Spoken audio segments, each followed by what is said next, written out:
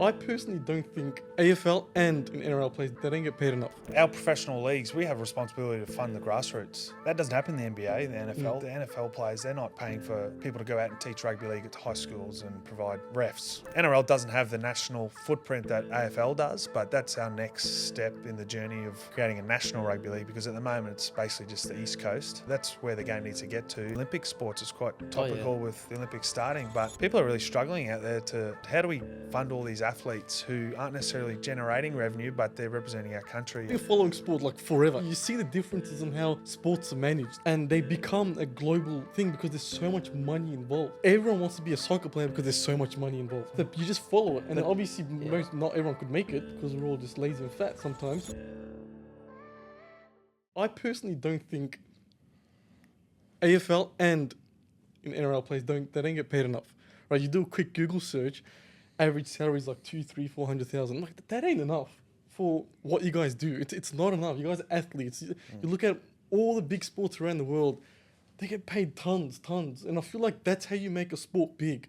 When the players get paid so much that everyone is just rushing to play this sport. And when everyone's rushing to play the sport, families are watching it. They want their kids to go for it.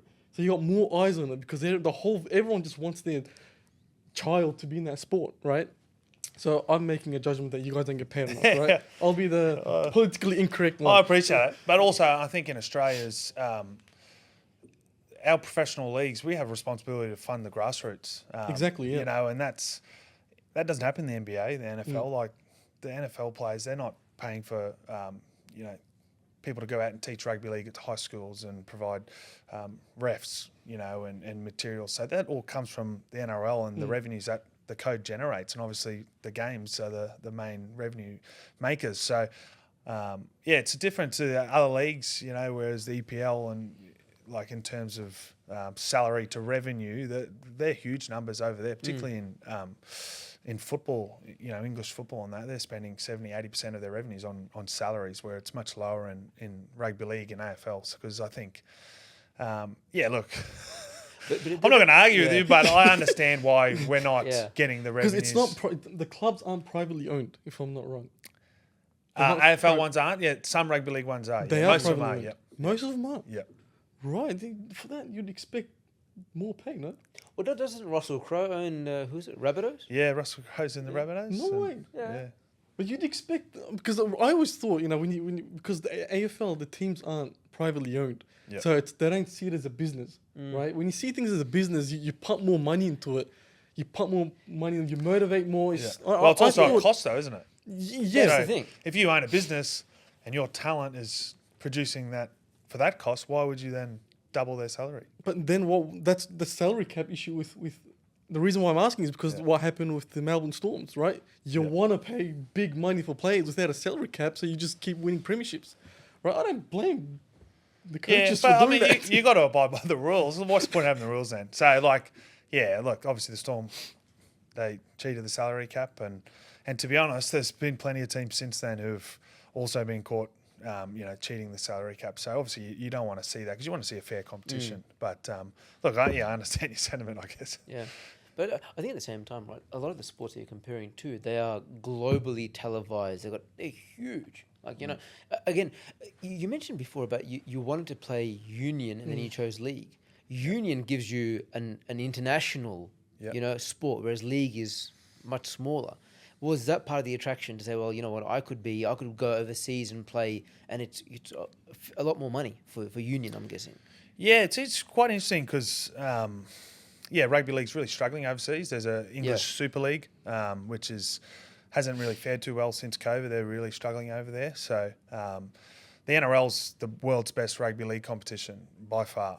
The most money, the best players. Whereas in rugby union Australia is really struggling. Not sure if you'd be aware, but the Melbourne Rebels, they've just been shut down. So they've gone from 5 Super Rugby clubs down to 4, going on from next season. But the money in the Japanese leagues, where these big companies like Panasonic, they have their own sides, and there's millions of dollars there. There's French owners, there's English owners. So there's rugby union's really big in the Northern Hemisphere, the Six Nations.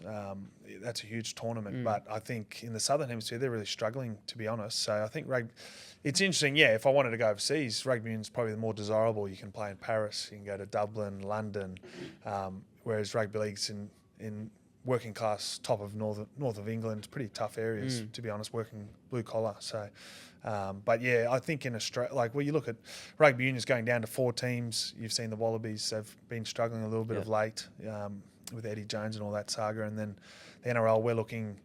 We've just brought the Dolphins in, so they're our 17th side, and we're looking at Papua New Guinea. I don't know how that's going to work, but they're already talking about doing a deal with the federal government, bringing them in, another team in New Zealand, a team in Perth. So NRL doesn't have the national footprint that AFL does, but that's our next step in the journey of creating a national rugby league, because at the moment it's basically just the East Coast.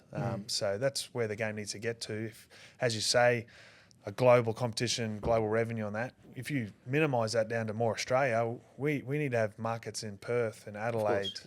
We need to appeal more to New Zealand. So keep building out our footprint. I think will help drive that. Wouldn't that come down to just money at the end of the day?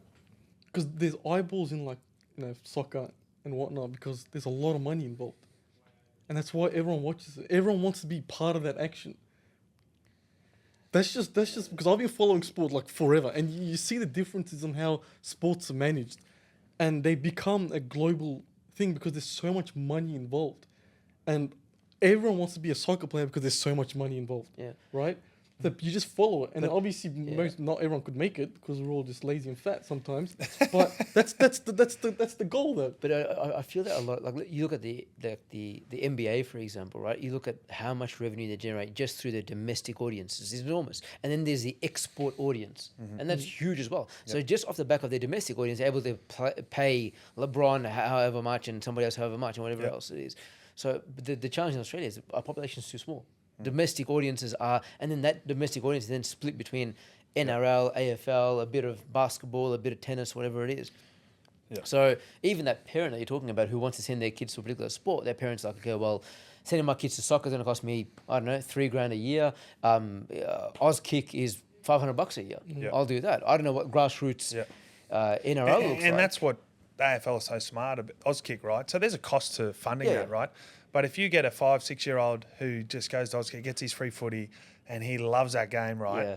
For the rest of his life, he's going to go buy a membership at his Aussie Rules Club. He's going to spend money, buy a jersey, go to games. Yeah. You think about the cost of capturing that young kid and his passion, and then how much money he's going to spend in the next 60, 70 years of his life. That's money paid for. NRL doesn't have anything like an Auskick? Yeah, the NRL does, yes. But it's probably more to the point of if you pay players more, you probably can't necessarily fund those programs that in turn will generate the revenue. So I think since COVID, we've seen the strong sports like AFL, NRL, they've got through it pretty well. But I look at like football in this country, the A-Leagues, the APL, they're really struggling. You know, you've seen the grants go backwards. They're on their knees as promising as football is in this country with the huge participation numbers, the Matildas, how popular they are and amazing they've been going, the Socceroos' recent success. And then you look at rugby union, they're really struggling as well. So I think we've seen the strong get stronger, but then, as you say, there's a finite amount of people in Australia. There's only X amount of corporate dollars out there to sponsor and be a part of these sports. And I think also another one's the Olympic sports. It's quite topical with the Olympics starting, but people are really struggling out there to, I suppose, fund. How do we fund all these athletes who aren't necessarily generating revenue, but they're representing our country, as we're about to see start in Paris?